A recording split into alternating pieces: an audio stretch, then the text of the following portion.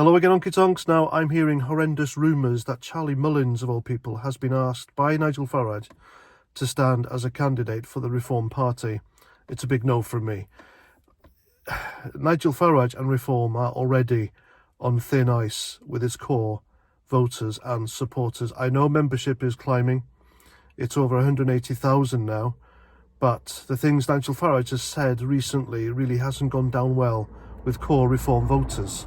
And I think appointing Charlie Mullins, this character, this pound shop Rod Stewart, as someone in Reform, as an official, whatever, would be a bad move and would put people completely off. People are looking for an excuse to bin Reform and Nigel anyway and go to UKIP and is it the Homeland Party or whoever?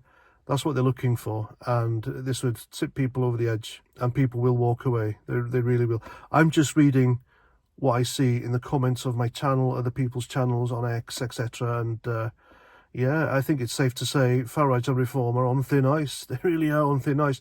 This isn't me putting a dampener on things, but we remember what Charlie Mullins said during the time we were all locked up in our houses.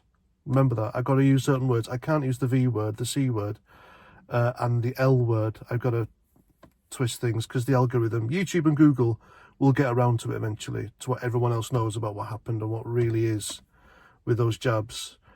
He said that his own employers wouldn't have a job if they didn't have the jab in his own company, Pimlico Plumbers. He was prepared to sack people, make people redundant, money troubles, etc. People have families to feed, roof to keep over their heads, etc. And this guy was prepared to do that to his own employers for his own ill-informed fanaticism regarding all that 2 years ago. Shouldn't be allowed anywhere near the party. Charlie Mullins. He also said that people shouldn't be allowed on the streets and have a social life if they didn't take the jab. Is this really the kind of guy we need in Reform? Without proof of, you can't go into a pub, club, restaurant, gymnasium, anywhere at all. You can't travel, theatre, you can't even go into work. I mean, personally, I have to say, I don't even think that we should allow people on the streets unless they've had.